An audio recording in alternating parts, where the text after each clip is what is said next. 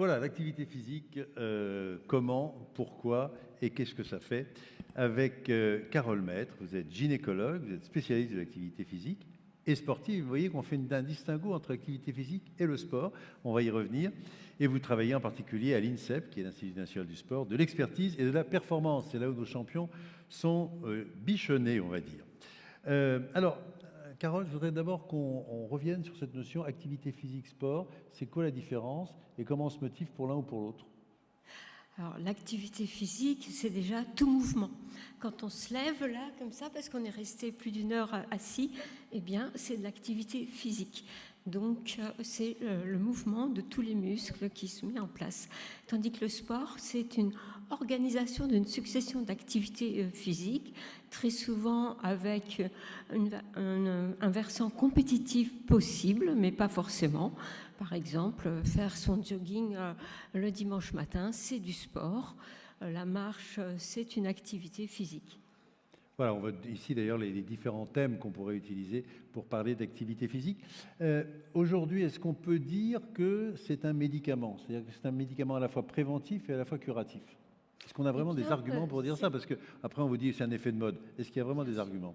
Alors, l'activité physique maintenant est vraiment considérée comme une thérapeutique non médicamenteuse validée. Et il y a eu de très nombreuses études, principalement chez les femmes après cancer du sein, et on a bien montré que c'était la seule thérapeutique validée pour la fatigue que l'on ressent dans cette pathologie et dans les pathologies cancéreuses. Donc oui, c'est vraiment une thérapeutique non médicamenteuse validée, et c'est très important. On a parlé d'endométriose et il y a de plus en plus de travaux qui montrent un effet bénéfique sur le ressenti de la fatigue, cette fatigue chronique dont la jeune femme parlait, qui est toujours présente, et également sur la douleur. Et donc, on verra qu'il faut toujours associer, bien sûr, différentes activités physiques. Il faut associer de l'endurance, c'est-à-dire la marche et, ou le vélo, bien sûr, ou des activités d'endurance plus vigoureuses et de renforcement musculaire. C'est très important de ne pas rester sur uniquement des activités d'endurance, mais aussi d'associer le renforcement musculaire, parce que c'est en faisant travailler nos cellules musculaires qu'on va garder notre capital musculaire, et le muscle il sécrète des protéines, des myokines qui ont un effet bénéfique sur l'organisme. Alors on a vu passer une slide très rapidement, mais les bénéfices sont nombreux, mais je laisse les questions posées parce que on va revenir justement, sur est-ce qu'on peut rentrer un peu plus dans le détail sur les particularités de l'activité physique en fonction des différentes périodes, des différents âges de la femme? Alors, il y a, ce qu'il faut retenir, c'est qu'il y a aussi un abandon de l'activité physique et sportive aux différentes périodes de la vie de la femme. Alors, on sait que parfois, dès le diagnostic de grossesse, les femmes vont arrêter leur activité physique, sportive, par crainte de mal faire. Elles n'ont pas assez d'informations. Il faut sensibiliser aux bienfaits de l'activité physique. Et merci aux organisateurs pour cette table ronde, parce que c'est très important que tout le monde sache qu'il faut continuer l'activité physique pendant la grossesse, en l'adaptant bien sûr aux différents trimestres de la grossesse. Une autre période aussi où on a vu qu'il y avait une rupture en fait du mode de vie actif, c'est l'entrée dans la vie active. La vie professionnelle finalement laisse peu de temps aux femmes avec la charge mentale dont on a parlé. Et bien, et c'est là aussi une diminution de la pratique sportive ou d'activité physique. Et puis la troisième phase de la vie de la femme, ou la troisième phase, on va dire une des phases, eh bien c'est la ménopause. Eh bien, la ménopause, c'est juste une période, une continuité de la vie, mais très souvent, eh bien, il y a une rupture du lien social un peu plus tard, la retraite, entre ménopause et retraite. Eh bien, là aussi, 38% des femmes vont limiter leur temps d'activité physique. Donc, c'est important d'intégrer dans le quotidien des routines comme la marche, les déplacements à vélo, à pied, pour justement garder tout au long de la vie, parce que c'est cette activité physique qui accompagne tout au long de la vie qui va avoir vraiment des bénéfices marquants, aussi bien sur le risque cardiovasculaire. Quand même, c'est important de diminuer son risque cardiovasculaire. C'est un gain en espérance de vie et c'est aussi une diminution des risques d'accident vasculaire cérébral, parce que non seulement on a une prolongation actuellement de l'espérance de vie, mais il faut bien vivre ces années. Et donc, l'activité physique doit accompagner tout au long de la vie la femme. Et on sait maintenant vraiment que l'activité physique, c'est moins de risques en prévention primaire, donc c'est moins de risques de cancer, que ce soit le cancer du sein ou le cancer du côlon, mais c'est aussi en prévention tertiaire, moins de risques de récidive. Et dès le diagnostic d'une pathologie chronique grave, eh bien, il faut associer au parcours de soins l'activité physique ou sportive. Et c'est de plus en plus de centres anticancéreux qui l'ont intégré dans le parcours de soins. Et ça, c'est vraiment important. Alors justement, on touche du doigt la difficulté de la motivation. Parce qu'en fin de compte, on a vu tout à l'heure que c'était motivation de garder la forme, qui était sur le podium. Comment est-ce qu'aujourd'hui, vous pouvez intégrer de l'activité physique dans cette vie dont on a dit qu'on travaillait, on avait plein d'activités? Comment est-ce que, de façon concrète, on peut, dans la vie quotidienne, faire de l'activité physique?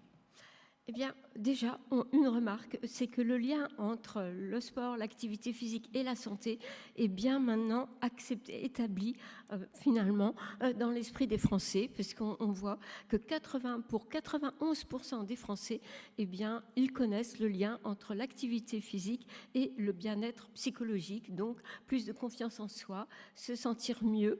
Et c'est vrai donc, il n'y a plus qu'à passer à l'acte. Il n'y a plus qu'à passer à l'acte. Et comment faire? Eh bien, je pense qu'il faut l'intégrer dans le quotidien et valoriser toute activité physique.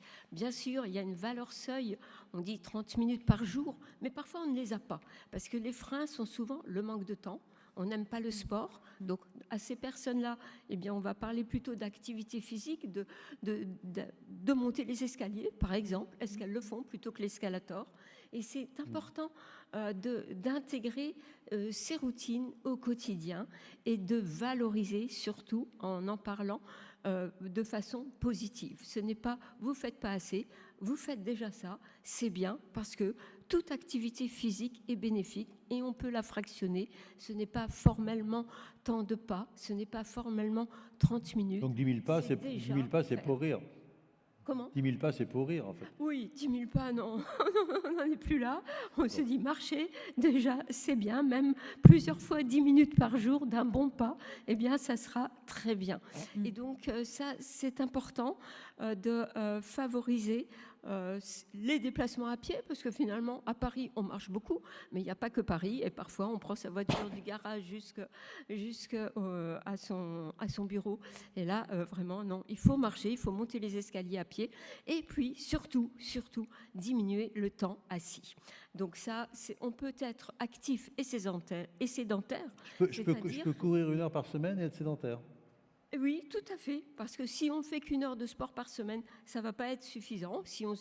Ça donne bonne conscience, mais il faut vraiment dans le quotidien avoir plusieurs pauses d'activité physique, on va dire, voilà, parce que c'est d'être sédentaire, plus de 7 heures par jour assis, eh bien c'est ça, le risque de surpoids, le risque du mental, le risque cardiovasculaire, et donc oui, il faut se lever, effectivement. Parce que là, depuis 8h30, vous êtes assis.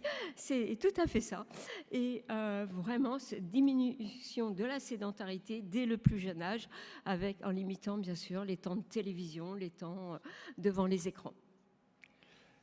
Une dernière question qui est quand même un élément important et qui est évoqué d'ailleurs par Véronique. Est-ce qu'en fin de compte aujourd'hui, ce qu'on propose en entreprise, qui sont les bureaux assis debout, les pédaliers sous les tables, est-ce que c'est une idée comme ça folle ou c'est intéressant et c'est utile? Est-ce qu'on peut encourager les entrepreneurs à faire ça? Bien sûr, le sport en entreprise, et merci d'avoir posé cette question. C'est vraiment important parce qu'on y passe toute sa journée et donc tous les moyens sont bons de se déplacer, de monter plutôt monter les escaliers plutôt que de prendre l'ascenseur, par exemple, les bureaux debout, une certaine ergonomie autour du travail pour limiter aussi les tensions musculaires dorsales. Et donc, tout ceci est positif et il faut vraiment l'intégrer. Et les entreprises, certaines grosses structures ont du reste des salles de sport. Parfois, il n'est pas toujours facile d'avoir le temps d'y aller, mais il faut prendre ce temps parce que c'est du temps pour sa santé et pour gardons la forme, eh bien, c'est bouger. Voilà, on vous garde encore 2 minutes, puisqu'en fait, il y a une injonction qui a été donnée par Jean-Michel Le Serre, mais aussi par Carole Maître. Vous allez toutes et tous vous lever, et nous aussi. Voilà, on va tous se lever, ça va nous permettre de nous détendre un peu, de bouger un petit peu d'un pied sur l'autre, ce qui permet de faire remonter le sang veineux, de s'aérer un petit peu, voilà, bien évidemment. Et donc, vous restez encore debout quelques instants, juste pour m'entendre dire que la table ronde suivante est extrêmement importante aussi, puisqu'on va parler ménopause. Ce n'est pas la fin du monde. On se retrouve dans quelques instants.